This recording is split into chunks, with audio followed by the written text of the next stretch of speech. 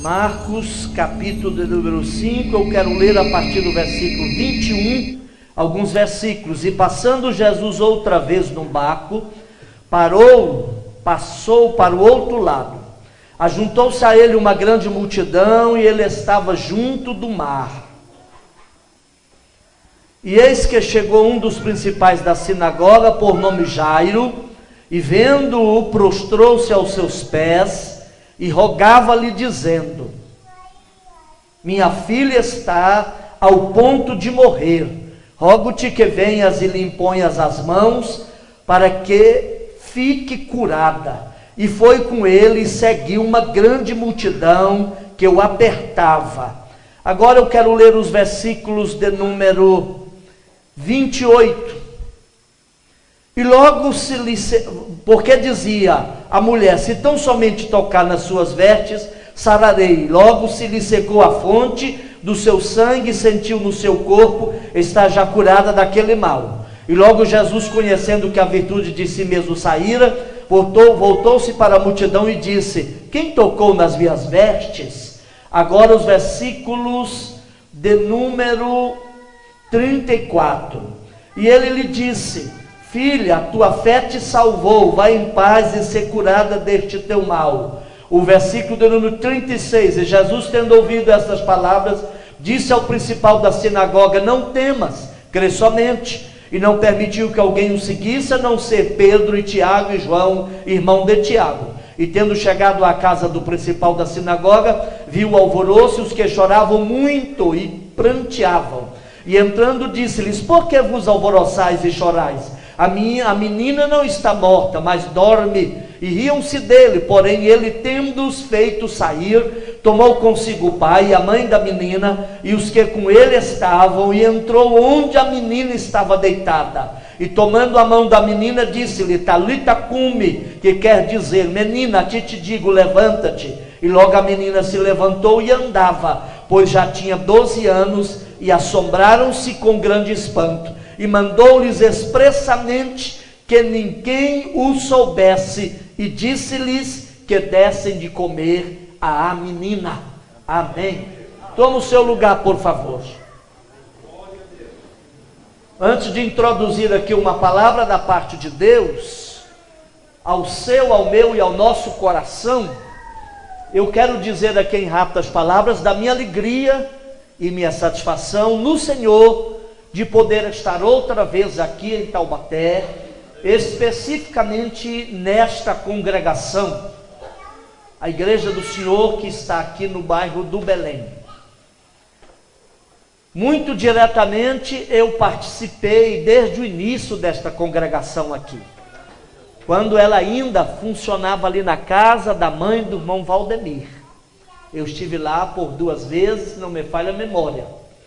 E desde o início aqui neste local, quando ainda o pastor Brasiliano, que foi recolhido à glória, já está no andar de cima, empenhou-se com a Igreja do Senhor que estava aqui e está aqui até hoje, para erguer aqui esta casa de oração, para abrigar aqui o povo de Deus e ser aqui o marco do Senhor, porta do céu, neste bairro da nossa aprazível Taubaté. Abraçar aqui os pastores amigos, pastor José Roberto Alves, pastor Walter Franco, pastor Paulo Rafael Serafim, pastor Joaquim Nino, e ver aqui o presbítero irmão Davi, que há muitos anos, esses 12 anos aproximadamente, que eu estou de retorno a Goiás, me parece que é a primeira vez que nos reencontramos em vindo aqui. E estar aqui com o pastor Soares, a convite aqui dele, do irmão Claudemir, irmão Valdemir, que são amigos muito próximos e que tem nos visitado ali em Goiânia algumas vezes e conhece o nosso labor, nossa luta ali. Pela bondade e o empenho dos irmãos, eu posso então estar outra vez aqui, para com os amados, celebrar a Deus, especialmente neste dia, por mais um ano de atividades desta casa de oração.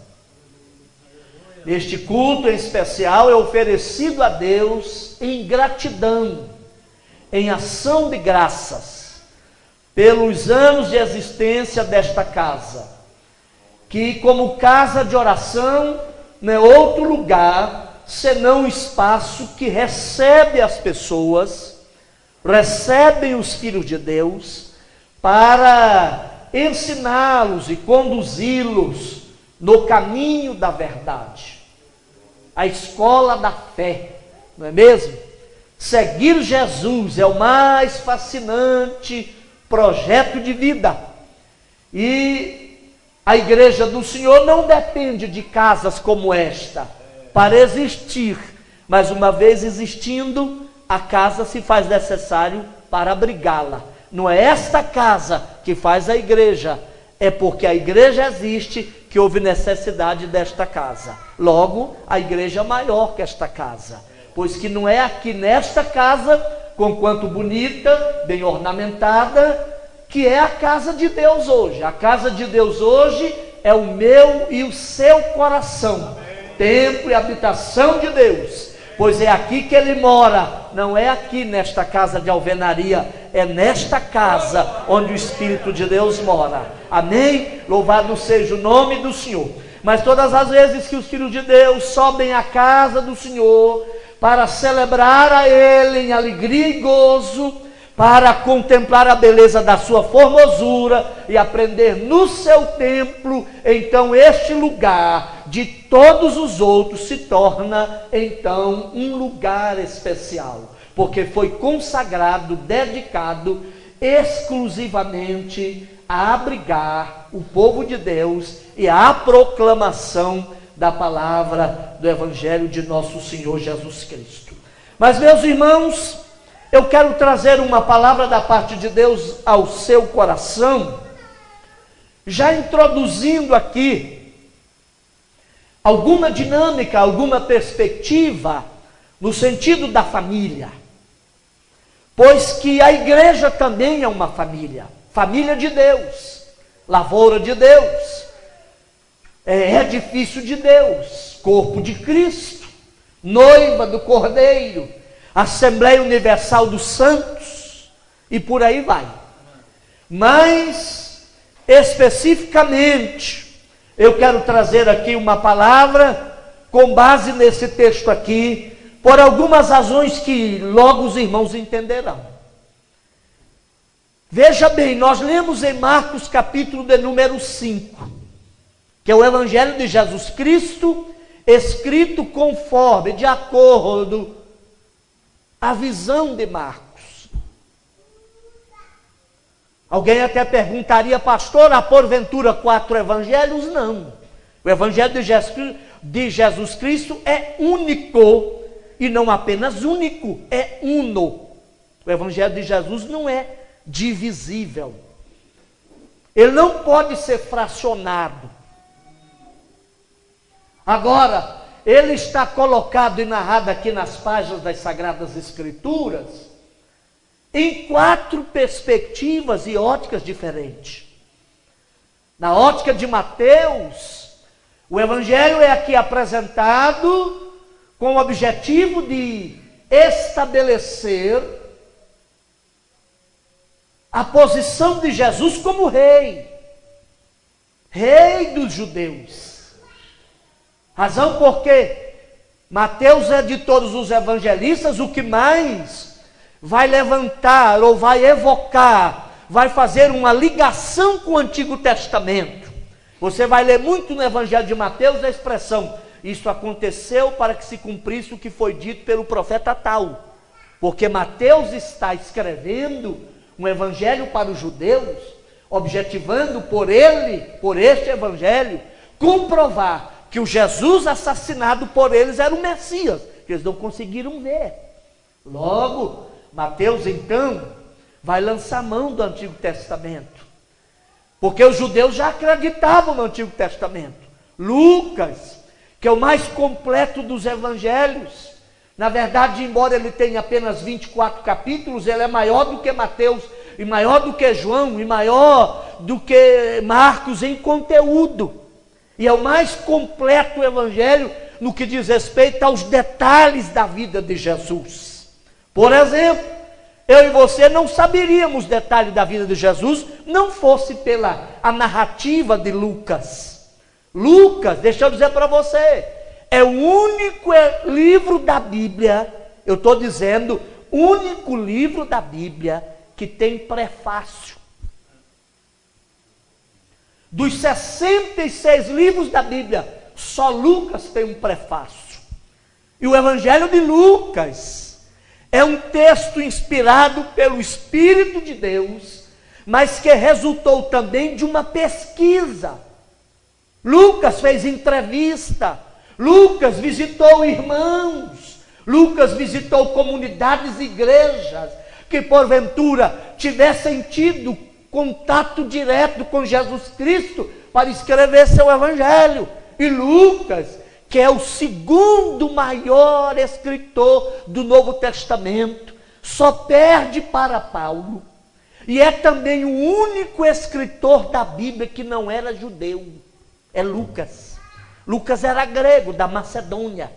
Todos os demais autores da Bíblia, que são em torno de 40 autores diferentes, são judeus. Só Lucas não era judeu. Ora, Lucas dá muito espaço às parábolas de Jesus. João é um evangelho muito sui generis. Tanto é que João não se preocupa em narrar os milagres de Jesus. E só um dos milagres narrados por João, de 7 milagres que ele narra, são contados pelos outros, que é a multiplicação dos pães, que é também o único milagre tratado e relatado pelos 4 evangelistas, é a multiplicação dos pães. E os demais milagres de João são exclusivos dele. Ele começa com a transformação da água em vinho em Caná, e vai terminar com a ressurreição de Lázaro em Betânia, porque João não está escrevendo para convencer pessoas acerca de quem Jesus era humanamente falando. João é o único apóstolo a não morrer martirizado, e o único que morreu velhinho, e ao escrever seu evangelho, a igreja já está vencendo o primeiro século. Ele escreve por volta do ano 94 a 98 da era cristã, prestes e bem perto de terminar o primeiro século da era cristã, e ele escreve o evangelho espiritual, porque já direciona a igreja, o corpo espiritual de Deus da terra, dizendo: olha, do princípio era o verbo estava com Deus, o verbo era Deus, sem ele nada do que foi feito se fez, e o verbo se fez carne e habitou entre nós, louvado seja o nome do Senhor. Mas e Marcos? João Marcos não foi um apóstolo de Jesus. João Marcos era primo, outra versão diz sobrinho de Barnabé, e Marcos era filho da irmã Maria, uma das Marias da Bíblia, que era uma mulher de posse em Jerusalém, e emprestou inclusive o cenáculo para Jesus fazer a Páscoa com seus discípulos e celebrar a primeira ceia. E é naquele cenáculo também que os discípulos estavam reunidos, a igreja estava reunida quando chegou o Pentecostes, em Atos dos Apóstolos capítulo 2. E Marcos escreveu o seu evangelho, porque tornou-se, após a morte, ressurreição e ascensão de Jesus, discípulo de Pedro. E ele ouvira de Pedro os relatos e escreve este evangelho, que é um evangelho muito sucinto, 16 capítulos, 661 versículos apenas. E Marcos não se preocupa em narrar, em descrever longos ensinamentos de Jesus. Marcos, por exemplo, não conta parábolas. Lucas, por exemplo, narra 21 parábolas ditas por Jesus. Marcos, o máximo que ele faz é narrar algumas breves alegorias que Jesus contou, porque a preocupação de Marcos é demonstrar os feitos de Jesus, as realizações de Jesus. Marcos se preocupa com os milagres que Jesus operou. E veja bem, Jesus certamente operara muitos, centenas e quem sabe milhares de milagres ao longo dos seus 3 anos e meio de ministério. Apenas 35 estão narrados aqui em Mateus, Marcos e Lucas. Mas Marcos é que mais registra milagres. E aqui no capítulo 5 do seu evangelho, nós temos a narrativa de 3 grandes milagres. E eu quero, por eles e através deles, deixar convosco algumas lições aqui. Todos eles têm relação direta com alguma questão voltada à família. Primeiro milagre, Jesus operou numa região chamada de Decápolis. Deca é uma palavra grega, é um numeral grego que significa 10, polis, cidade. Era uma região gentílica, habitada por não-judeus. Daí a razão que Lucas, no capítulo 8, e Marcos aqui no capítulo 5, vai registrar que naquela região existiam pessoas que criavam porcos. Os judeus não trabalham, não criam porcos, porque o porco, o suíno é um animal imundo para eles. Mas lá existia.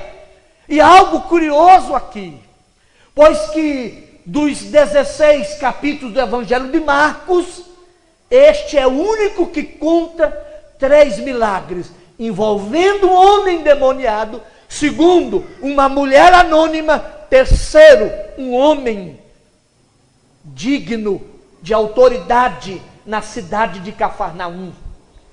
E sempre me chamou a atenção aqui alguns elementos que eu até chamaria, e eu diria que são paradoxais aqui. Porque Jesus chega em Gadara, certamente uma cidade amaldiçoada, perturbada pela presença de um homem endemoniado. Lucas, que era médico, chega a relatar no seu evangelho que aquele homem não era apenas endemoniado, era total e profundamente degradado no seu caráter e na sua personalidade.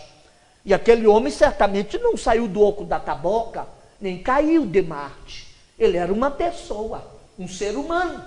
Quem sabe, filho de alguém que por muitos anos brincou na casa, alegrou os pais, tivera amigos, e quem sabe até, a Bíblia não diz, ele tivera constituído família, mas a partir de certo momento, algo de extraordinariamente malévolo, demoníaco e desgraçadamente destruidor tomou conta da vida daquele homem. A Bíblia diz que ele morava nos sepulcros, prendiam-no e amarravam-no com cadeias pesadas, mas nem mesmo as cadeias conseguiam detê-lo. Eu quero pensar, dando asas à minha imaginação, que aquele homem tenha dado muito trabalho à sua família, tenha perturbado de modo muito grande aquela sociedade, aquela família. E eu quero tomar aqui nesse primeiro milagre, que quanto o diabo, o inimigo das nossas almas, Satanás, pode fazer para destruir, para desestabilizar, para desencaminhar as famílias. Jesus chega lá em Gadara, e em chegando em Gadara, logo que ele desembarca ali na região nordeste da Palestina, num momento de sanidade, talvez um breve momento de sanidade daquele homem, ele prostra-se diante de Jesus, mas assim que prostra, os demônios tomam conta da mente dele e o impedem de ser abençoado enquanto pessoa. Deixa eu dizer para você algo, meu querido irmão, talvez não haja na atualidade uma área mais afetada, mais eminentemente atingida por ação do diabo, por ação do maligno, do que as nossas famílias, especialmente atingindo o centro de comando do lar, através de adoecer, através de atingir os homens, os seres humanos, os pais, as pessoas que têm o dever, o direito, mas sobretudo o dever de dar norte firme à caminhada, à jornada, o caminhar da família. Jesus chega lá, e em chegando naquela cidade, aquele homem demonstra interesse, quem sabe num instante muito limitado de sua sensatez e da sua sanidade mental, busca misericórdia ao Senhor e prostra-se diante dele. Mas eis que de repente os demônios tomam conta dele e o impedem.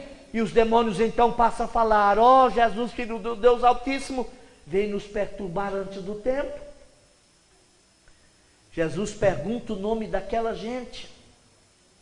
E aqui está um grande segredo neste milagre. O diabo nunca diz o seu nome. Ele nunca se revela. Ele esconde atrás de coisas, situações, circunstâncias, atitudes e atos. Ele não quis dizer o seu nome, ele só disse: eu sou Legião. E Legião, diz os estudiosos, que é cerca de 6.000 demônios. Então aquele homem, humanamente falando, era impossível de se libertar, pois que ele era possuído. Daí a razão porque Lucas narra no capítulo 8, que embora a sociedade tentasse, quem sabe a própria família buscou recursos para ver o liberto, os demônios o possuíam, mas Jesus chegou em Gadara para fazer um resgate. Louvado seja o nome do Senhor. E aqui eu quero aplicar para passar ao segundo milagre, para tentar chegar ao terceiro. Deixa eu dizer para você, querido irmão e amigo, no que diz respeito às nossas famílias, nós estamos em Gadara. Gadara é uma metáfora do mundo. O que é uma metáfora? É algo que se coloca figuradamente para representar algo que a gente ainda não conhece. Toma-se algo que eu já conheço e a partir dele meta para além daquele algo conhecido. Eu falo de alguma coisa desconhecida. Por que razão você diz isso, pastor? Pelo menos por 3 razões. Primeira delas, Gadara é uma cidade atormentada por um homem que fora alcançado pela graça de Deus, mas mesmo assim manda Jesus embora. Você já imaginou isso? Segunda razão, Gadara é um tipo do mundo, pois que, embora o texto diga aqui nos versículos iniciais do capítulo 5, que os homens da cidade foram lá, verificaram que o homem estava liberto, e diz o ditado, muito acertadamente, que contra fatos não adiantam argumentos. O homem estava lá, em perfeito estado, em sã consciência, aos pés de Jesus. Eles não podiam negar o milagre, mas mesmo assim, não tinha nenhuma atitude de gratidão. Terceira razão, é o fato de que em Gadara, Jesus não preocupa em mudar a cidade, a situação. Jesus resgata uma vida. Deixa eu dizer para você, irmão e amigo, não se iluda. Gadara, como metáfora e símbolo deste mundo, vai sempre amar mais os porcos do que vidas humanas. Gadara, embora reconheça que aquele homem é um prejuízo para a sociedade, talvez um mal social, um problema de ordem pública, mesmo vendo liberto, vai dispensar Jesus, porque Gadara, como sistema, nunca vai louvar a Deus pela sua libertação, porque enquanto sistema malignizado, Gadara vai preferir vê-lo preso, porque é a sua prisão ao vício, ao álcool, à droga, ao crack, que vai manter o dinheiro no bolso do traficante. Isso é o sistema de Gadara. Eles preferem mandar o abençoador fora do que manter o abençoador lá, porque a presença do abençoador vai anulando o sistema de Gadara e de repente ele não funciona mais. Então, meu amigo e irmão, não se iluda. Enquanto o sistema malignizado aí fora Eu não estou falando do homem em si, nem da sociedade politicamente organizada. Não é isso. É o sistema que Jesus falou. O mundo jaz do maligno. Não espere que ele vai aplaudir a sua libertação. Não vai. Porque ele sempre preferirá as coisas do que as pessoas. O sistema imune aí fora ama coisas e usa pessoas. No sistema de Deus, Deus ama pessoas e usa coisas. Aleluia. Mas há algo ainda no que concerne a esse resgate de um homem ali. Sempre me chamou a atenção. Às vezes a gente lê, eu já tenho lido a Bíblia talvez mais de 80 vezes, e passo por aqui, a gente não percebe. Mas um detalhe, nesse capítulo, eu encontro 3 pedidos de oração. No primeiro milagre, 3 pedidos de oração. Jesus resolve atender 2 e negar 1. Jesus atende o pedido dos demônios. Confrontado que fora por o Filho de Deus, o Todo-Poderoso, os demônios sabiam que não podiam mais permanecer ali, então pede a Jesus: ó, se nos expulsa, permita-nos que entremos naquela vara de porcos, naquela manada de porcos. E Marcos diz que eram tantos porcos que chegava a 2.000, ou a quase 2.000. Sabe por quê? Porque o diabo e os seus asseclas e os demônios sempre buscam alguém para possuir. Eles não podem materializar-se. Por isso que eles buscam corpos, sistemas, pessoas. E Jesus atendeu e disse: se quiserdes ir, vades aos porcos. Como que é dizendo? O filho da rum que fuça, e vocês são da mesma natureza, vivem na lama, então vão. E a Bíblia diz que aqueles porcos prestaram-se no mar e morreram. Ora, há um segundo pedido, Jesus também atendeu. Os homens da cidade vão lá e diz: Jesus, ok, nós não podemos negar que o homem está curado, em sã consciência, possivelmente nós não teremos mais problema social com ele aqui na cidade, mas faz o seguinte, ó, pica a mula daqui, nós não queremos o senhor aqui. E Jesus atendeu. Sabe por quê, querido irmão e amigo? Jesus não fica onde ele é bem-vindo. Jesus nunca vai forçar as coisas com você. Ou você o deseja, ou você o abraça por voluntariedade e por devoção, ou ele nunca vai te forçar a nada. Ele te ama tanto ao ponto de ver cair no inferno se você quiser ir para lá, mas ele não vai te obrigar a nada.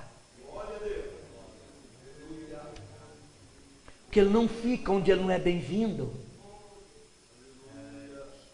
Amém?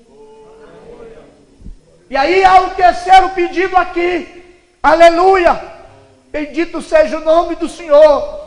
É o crente, é o homem abençoado. Olha, Jesus atendeu o pedido dos demônios e permitiu que eles entrassem nos porcos. Segundo, Jesus atendeu o pedido de uma sociedade ingrata, que conquanto abençoada por ele, não o deseja, não o quer, não o deseja ali, e diz: Jesus, vai embora daqui. Jesus atendeu e foi.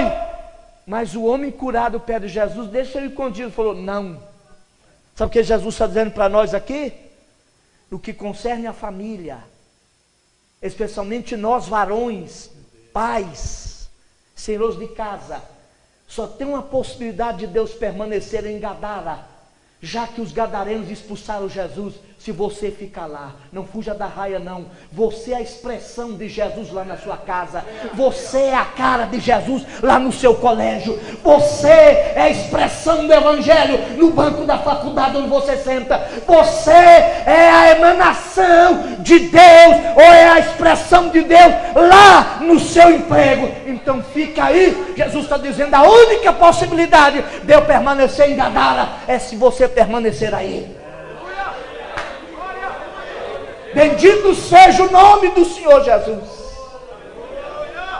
Mas há um terceiro milagre aqui. Há um segundo milagre aqui. E daqui eu começo já a apressar um pouco para a gente concluir. É o milagre de uma mulher, que acontece entre mentes ou no interim de um terceiro pedido. E aqui eu vejo pelo menos 3 paradoxos. Primeiro paradoxo é que Jesus vai a Gadara, abençoa a cidade e o povo não o deseja. Jesus pega o barco e volta para Cafarnaum, tem uma cidade ainda não abençoada e um povo desejando Jesus. E eu pergunto e você vai responder de si para si mesmo: em que grupo você está?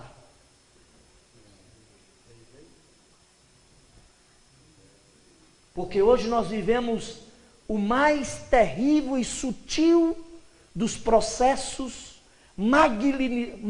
de malignidade da sociedade. Sabe qual é?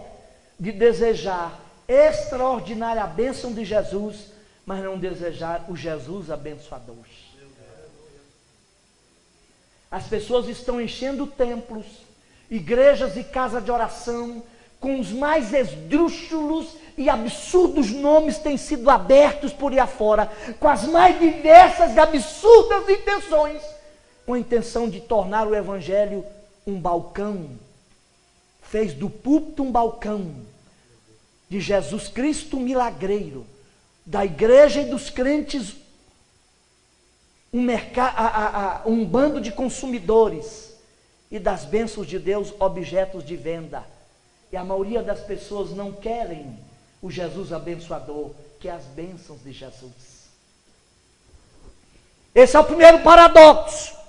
Lá em Gadara já tem uma cidade abençoada, um homem liberto, mas a sociedade de Jesus vai embora. Aqui no sudoeste, Jesus atravessa do nordeste no sentido sudoeste, chega a Cafarnaum, lá tem uma cidade ainda com problemas, um problema social, de enfermidade também social, que aquela mulher não podia estar em ajuntamento solene, e um problema agudamente familiar, mas aquela sociedade de Cafarnaum queria Jesus, já estava no barco, aliás, no porto, esperando Jesus desembarcar, viu que aí passando Jesus outra vez num barco para o outro lado, ajuntou-se a ele uma grande multidão, e o ouvia. E eis que chegou um dos principais da sinagoga. É um outro paradoxo aqui, que eu vejo nesse texto. Entre o segundo e o terceiro milagre. Primeiro, Jairo chega a Jesus com um problema de urgência. Mas Jesus resolve deixar a urgência, porque Deus não é atingido pela nossa pressa. Deus não tem pressa. Deus não perde tempo. Até porque Ele está acima do tempo. E para Ele não tem tempo, senão o tempo que é dele. E o tempo dele é sempre um eterno presente. Por isso que a Bíblia diz que Ele é o Cordeiro que foi morto antes da fundação do mundo. Para nós, Jesus morreu há quase 2000 anos. Para Deus, não. Jesus morreu agora. Porque para Ele não tem ontem, nem vai ter amanhã. Tudo é. Para nós era ontem. Será amanhã, se eu chegar lá. Mas para Deus, não. Tudo é. Não era, nem será. Tudo é. Amém? Amém? Ele é o único ser que pode dizer: eu sou. Permanentemente sou. Por isso que ele falou lá para Moisés, lá no Êxodo 3, olha, chega lá, você diga para Faraó, você está com medo? A Faraó acha que é, mas chega lá, você diz, o eu sou me enviou a voz, eu sou o que sou. Só ele pode dizer, eu sou o que sou, eu não sou. Sou agora, nesse instante, daqui a pouco eu posso te bloquear e morrer, já não sou, eu era. E ele é. Amém? Por isso que diz em Hebreus 13:8, que Jesus Cristo é... Como é que é lá? O mesmo ontem. Ora, ontem era. Não, ele é ontem. Eu era ontem. Eu era agora. Eu era 2 minutos atrás. Sou agora, nesse átomo de tempo. Mas a Bíblia diz, Hebreus 13:8, Jesus Cristo é o mesmo ontem. Eu vou repetir o verbo ser, terceira pessoa do singular, presente do indicativo. Ele é o mesmo hoje, ele é o mesmo amanhã. Ele nunca era, nunca será, ele sempre é. Sabe o que ele quer dizer com isto? Que Jesus não vai atender a sua agenda intoxicada, cheia de emergência, Jesus não trabalha em emergência, ele põe Jairo esperar e aceita que uma mulher sem nome, discriminada, escondida, anônima, interrompa o projeto de Jairo para dizer: Jairo, você não me agenda. E nisso Jesus está corrigindo um dos grandes males da atualidade, dessas igrejas que imaginam agendar a Deus e falar que vai ter uma grande cruzada de milagre e defunto vai levantar e vai andar. Quem é que garante isso? Você já perguntou se Deus vai fazer? Ele pode, mas não é obrigado. Você não agenda Deus. Por isso que, com honrosas exceções, pastor Serafim, se é que elas existem, a maioria desses campanheiros passam a fazer teatro e truque, porque Deus não trabalha na emergência, pastor José Roberto Alves. Não trabalha na emergência. Lá em Goiás nós tivemos que a Convenção do Estado tomou uma postura com um pregador lá. Foi lá numa determinada cidade, eu vou muito lá, pastor lá é Valdirão Coelho. E deixou umas coisas lá, e negócio tinha um milagre montado, um teatrozinho de faz de conta, e ele, aqui esse negócio está errado. Deixou uma confusão lá, uma senhora que não era crente, manda a pessoa deitar no chão, diz: Jesus vai anestesiar, chama uma outra irmã lá, e derrama óleo e quase que lambuza a mulher tudo de óleo de soja mesmo, que não tem um cheirinho muito bom, só quando frita um peixinho dentro, e piora, né? E tal, e lambuzou toda a irmã e falou: tirei aqui 3 pedras do rim. A mulher não era crente. A mulher pegou aquilo, fez outro exame, agora estou curada mesmo, fez outro exame e levou aquelas pedrinhas no médico dela. O médico riu da cara dela e falou: minha senhora, as pedrinhas ou os cálculos renais estão aí do mesmo jeitinho. E tem mais, ainda que tivesse saído, isso aqui não é cálculo renal, isso aqui é quartzo de cascalho. E o médico já começou, não era crente, começou a ficar de orelha em pé e já abriu um inquérito contra o homem. Não, é daquela mesma linha, mas ele não é capixaba não. Olha aí. Aí, por descuido, uma outra congregação convidou para uma dessa cruzada aqui, tenta agendar Deus. Eu desafio você encontrando, ainda que seja nos lábios de Jesus, dizendo: olha, pode avisar lá em Cesareia de Filipe, que eu estou indo para lá, e eu vou operar tanto milagre, não vai ficar ninguém sem minha bênção. Cuidado com essa propaganda, irmão. Nós não podemos agendar Deus. Entre linhas, Jairo falou: eu vou lá, eu já gastei meus recursos, a minha filha continua doente, e era uma adolescente, 12 anos, pelo menos pré-adolescente. Eu sou importante, eu tenho um nome, e eu vou lá, Jesus vai me atender, eu vou agendar Jesus para mim. Cuidado, você não agenda Jesus. Aí chegou o dia da campanha, o homem foi lá, com aquela propaganda toda, e ele fez o que fez, um barulhão, porque esse tipo de gente não quer que as pessoas parem para entender. Eles usam um barulho ensurdecedor para tirar as pessoas do chão, porque você tem que abrir mão do senso crítico para não perceber o truque. Geralmente eles põem uma música de fundo e fica aqui 40 minutos e as pessoas embarcam num lenga-lenga, num lufa, num seca Lourenço, num lufa-lufa, que eles perdem a percepção, abrem mão do senso. Só que o pastor estava atento, sentado aqui do ladinho, e viu quando ele falou: olha aqui, Deus vai me usar. Levantou as 2 mãos assim fechadas, mas o pastor viu que os dedos assim, o dedo, como é que chama esse aqui? Polegar. Estava grudadinho assim na mão.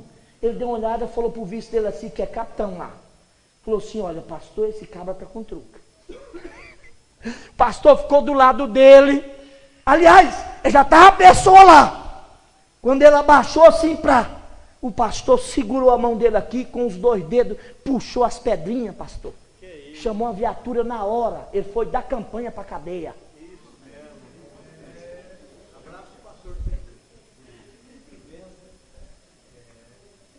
Publicamente desmascarado. Sabe por quê? Que a gente não agenda Jesus, irmão.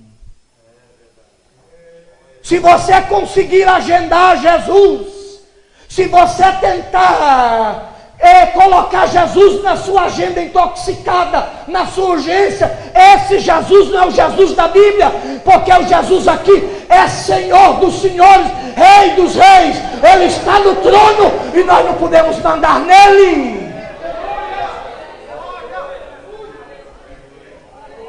Mas infelizmente, essa é a moda hoje. Jesus chega lá, uma cidade ávida, e na multidão aparece um homem com um nome bonito, Jairo. Lá o outro nem nome tinha. Chamavam-no de um endemoniado de Gadara. Você imaginou? É assim que a sociedade aí fora faz, né? Pega alguém de uma família, tem um nome bonito, Carlos Almeida Albuquerque Figueroa, leva lá para o mundo, ele envereda pelo vício, aí não é mais Carlos Albuquerque de Almeida Figueroa, é bebum. É o jovem que está na igreja, tem um nome, é respeitado, tem um emprego, vai para o mundo, se tiver infelicidade de entrar na prostituição e pegar o vírus da AIDS, perde o nome, vira aidético, porque a sociedade monta um sistema, isso é Gadara, e passa a te chamar daquilo que mais envergonha a sua dor, e o seu rótulo, a sua máscara, o seu defeito.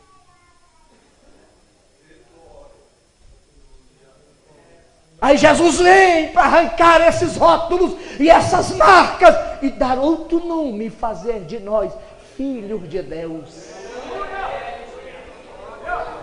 Olha, tem um terceiro paradoxo aqui. A doença da filha de Jairo era uma doença letal.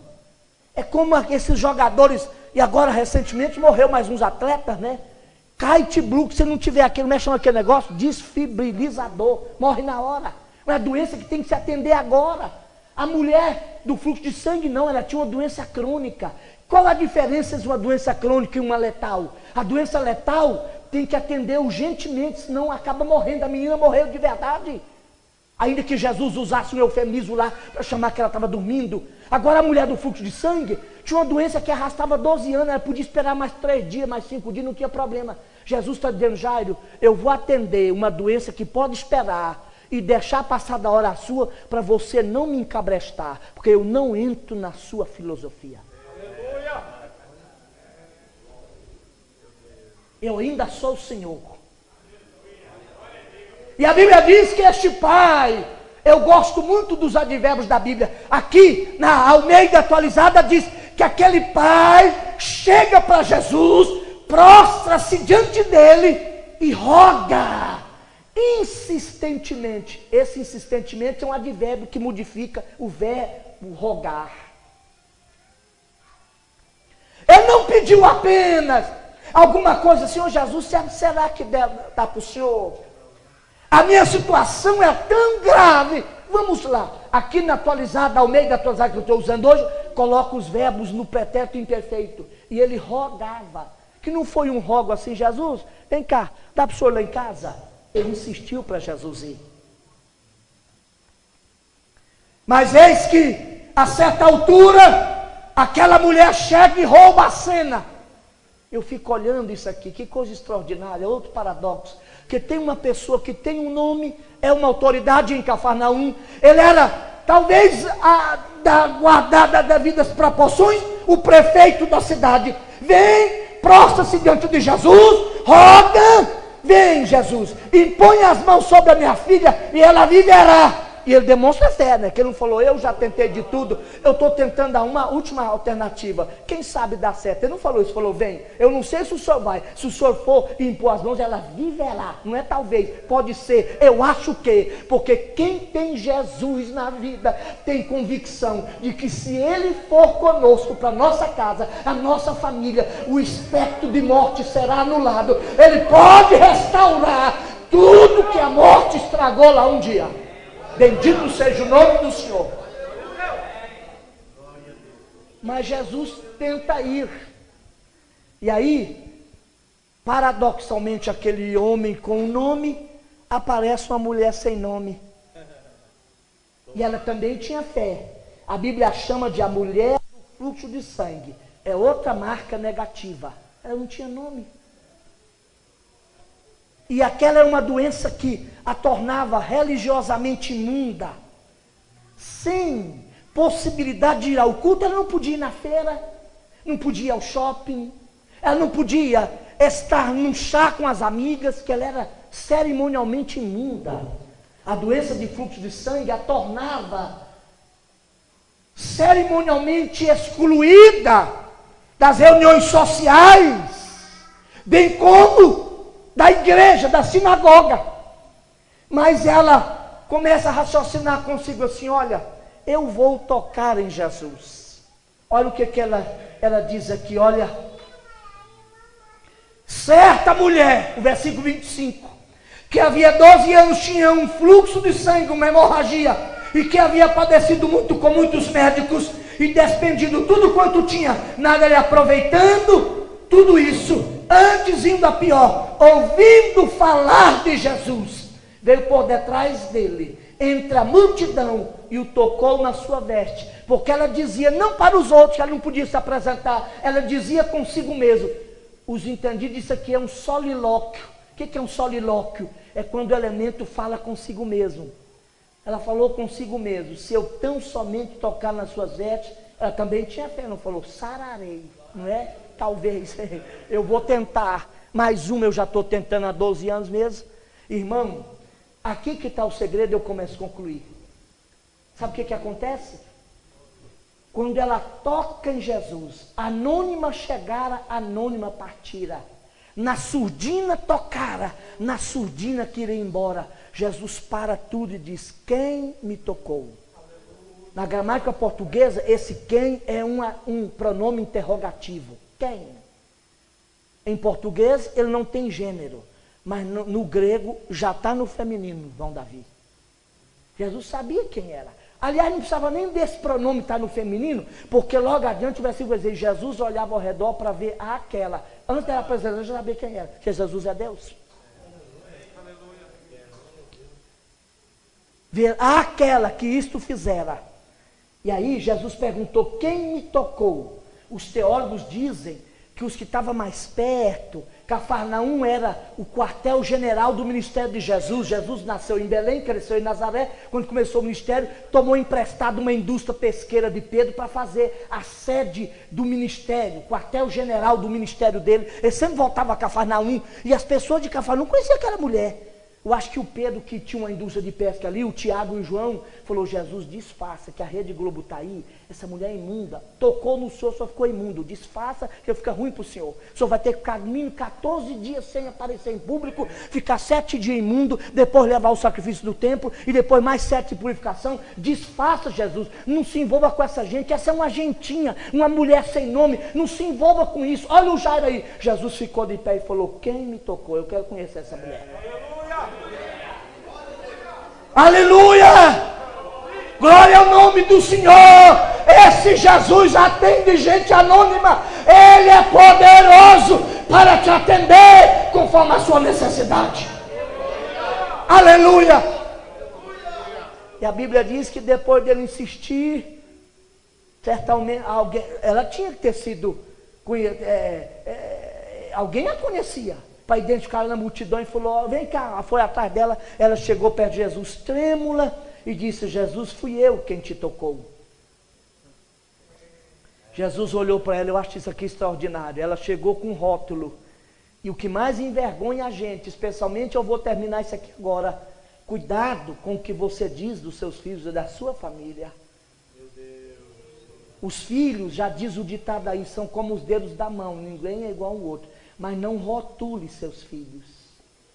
Não há dor maior do que ser chamado por aquela marca, aquele defeito que mais envergonha a gente. Aquela mulher chamada pela doença dela, a mulher do fluxo. E o fluxo era uma discriminação que a excluía da sociedade. Em nome de Jesus, não faça isso.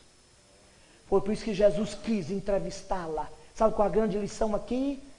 Para resolver nossos verdadeiros problemas. O grande problema daquela mulher, na ótica de Jesus, não era necessariamente, pastor Nino, a cura do fluxo de sangue. Era a cura da alma.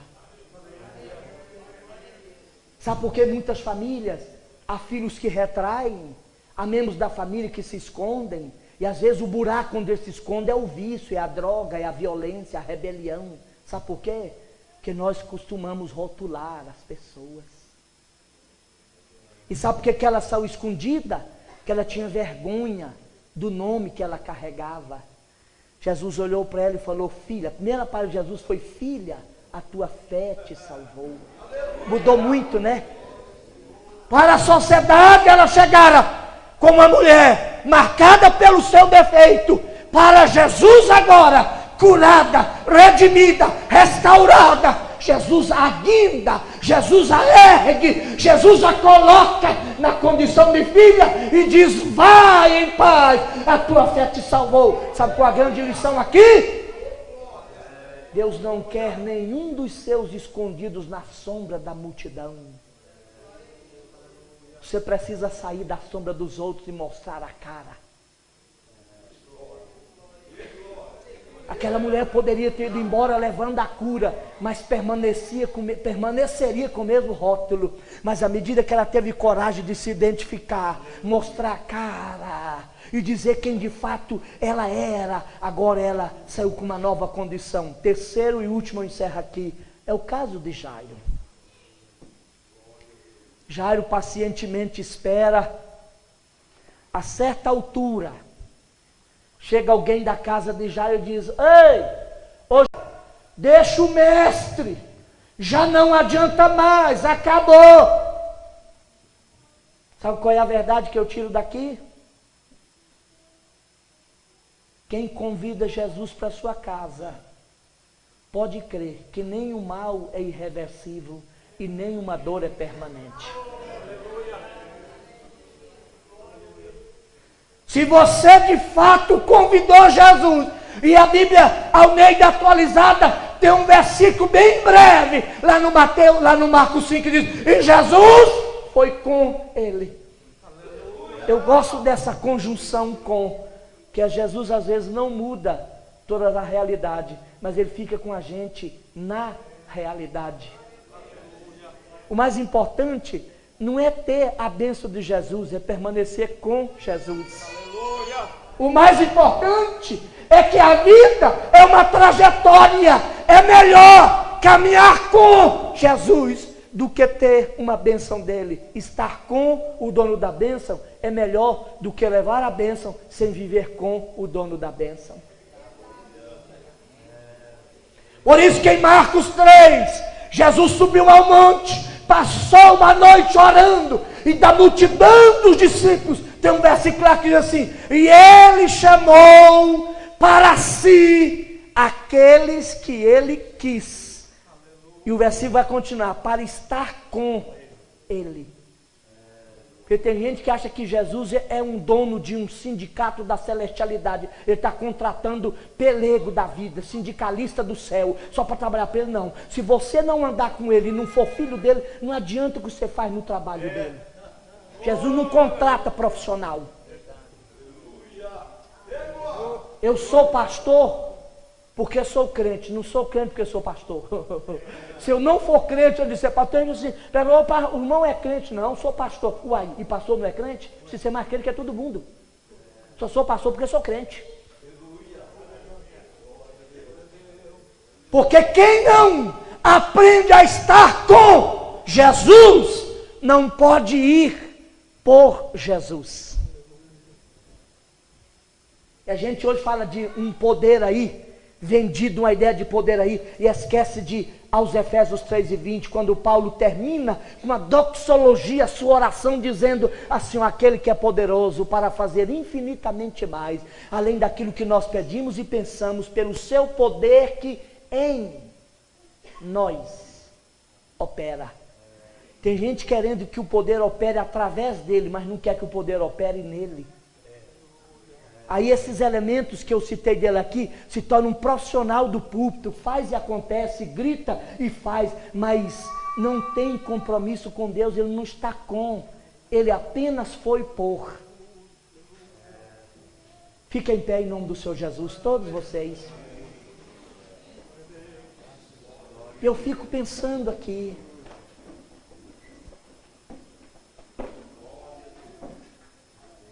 graças a Deus. se nós o convidamos, ou se nós convidamos o Senhor Jesus para ir conosco para a nossa casa, fique tranquilo, nenhuma situação vai tirá-lo de propósito.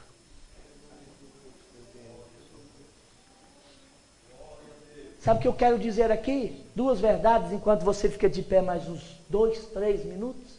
Primeira delas, Jesus disse a Jairo: Jairo, cuide e aprenda a lidar com a opinião pública. Você me convidou, sou eu que dou a última palavra. Não são as más notícias que tiram do foco. As pessoas chegaram lá e podia ter dito lá em Goiás, teria dito: ei, pode deixar o mestre, a sua filha já secou o talo, bateu a caçuleta, morreu. Bateu a caçuleta? É.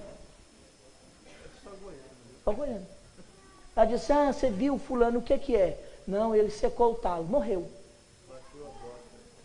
Bateu as botas, entrou naquele paletó de madeira. Mas Jesus, aqui no versículo, acode a Jairo, que ele sabe que sozinhos nós não conseguimos lidar com certas tragédias. Sabe qual é a lição que ele está dando aqui? Jairo, não deixe a opinião pública determinar o seu estado de alma. Quem anda comigo não é a circunstância que diz o que ele é o que ele é que domina e controla a circunstância. Ele está dizendo: Jairo, você está comigo, rapaz, e quem anda comigo, nem sempre eu mudo a realidade, mas eu mudo a atitude das pessoas com relação à realidade. É milagre do mesmo jeito. Eu deixei lá, meu sogro até falava com o irmão Claudemir, vindo lá do aeroporto, um homem de Deus, crente desde aos 13 anos, pai como nunca vi como aquele pai. E agora, há 15 dias atrás, 16 dias, foi diagnosticado um câncer no cérebro. Foi tirado o câncer, o tumor. Mas o médico deu poucos dias de vida para ele. E ele está alegre como se nada tivesse acontecido. Porque ele está dizendo: quem espera chegar aos céus, não pode preocupar com o dia da partida. Porque a grande tragédia não é morrer. A grande tragédia da vida é morrer sem ter vivido. Não é? A morte é um inimigo, mas quando ela chegar, é preciso celebrar as liturgias do final da existência. Sabe por quê? Jesus está dizendo a Jairo: Jairo, a notícia não é favorável, mas deixa eu dizer para você, não é a opinião pública que determina a sua atitude. Eu estou contigo, crê somente. Segunda verdade, eu quero encerrar. Você precisa ter coragem de levar Jesus para o porão da sua vida. Sabe que todos nós temos baús escuros, que nós fechamos a certa chave, que nós não queremos que ninguém chegue lá. Você tem que ter coragem de abrir o quarto onde você depositou a sua dor. É o filho rebelde, é o filho viciado, não sei o que. Leva Jesus lá, porque é do quarto da morte que Jesus quer tirar toda a morte. Se você não tiver coragem de abrir o baú para Jesus, não haverá vida lá. Agora deixando para você, pode ter coragem, Jesus não vai expor você. Se tiver que levar alguém, ele vai escolher a dedo, selecionar. Jesus não gosta de crente fofoqueiro.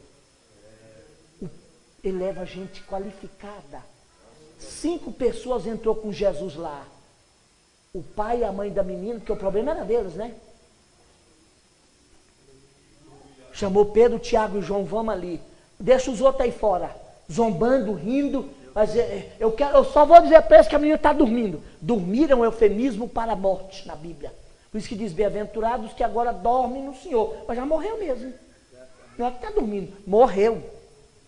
Mas Jesus usa uma expressão eufemística para amenizar a força dessa palavra. Você tem coragem de abrir o baú da sua vida? Qual o quarto escuro da sua vida que você mantém em reserva lá? É lá que você tem depositado a sua dor? Escondida a sua frustração? Um problema familiar que você tem lutado e nunca conseguiu resolver? E você faz questão de mantê-lo escondido para seus vizinhos não ficarem sabendo, seus familiares não ficarem bisbilhotando? Leve Jesus para lá hoje à noite. Doé, to sai, mene, do hanerega na shandai getu fraha.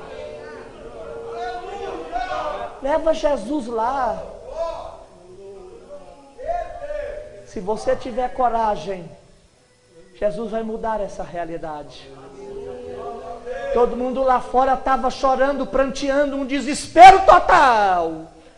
A opinião pública anunciando, porque Jairo era um homem influente na cidade, o jornal já estava lá, a Rede Globo já estava lá, para noticiar o pior, mas em nome de Jesus, Jesus está com você, se ele estiver com você, não importa, leve-o lá. O último versículo diz, a última parte do texto diz, dá de comer a ela. Então, com a grande verdade aqui, questão de família, não resolve só com milagre, que o dia seguinte pode ter que matar outro leão. E os pais falaram, dá de comida para ela. Ressuscitar defunto é comigo, alimentar filho é com os pais. Ensine, alimente. Só eu posso devolver a vida, mas quem cuida de filhos são vocês. Não descuide dela mais. Amém? Coloque a mão sobre o seu coração assim. Odorogoshai deha anai get si o Eloha monenani get sindai get sofopo shandi get Yahweh olela mandasundai get me. Obrigado, Pai, pelo seu amor e a sua bondade sobre a nossa vida. Quantos de nós aqui podemos ser retratados como homem de Gadara? Em algum momento, em alguma encruzilhada da vida, em alguma milha da estrada, fomos assaltados pelo mal. E o mal se agigantou tanto que nós não podemos nos libertar sozinhos. Vem para a nossa Gadara, aleluia. Vem para a nossa Gadara existencial e resgata a nossa vida e nos mantém aí como agentes transformadores de Deus. Aleluia. Pai, vem também para a nossa realidade. Como tu chegaste na entrevista com aquela mulher sem nome, anônima, Senhor, que tentara na surdina ser abençoada, mas tu não abençoas ninguém, senão para resgatá-la na alma, pois o maior mal daquela mulher era o preconceito que ela sofria, que a diminuía e a tornava menor, e tu não nos fazes menor, tu nos torna filhos. Agora, como Jairo, nossas famílias estão aqui diante de ti, da luz da tua presença.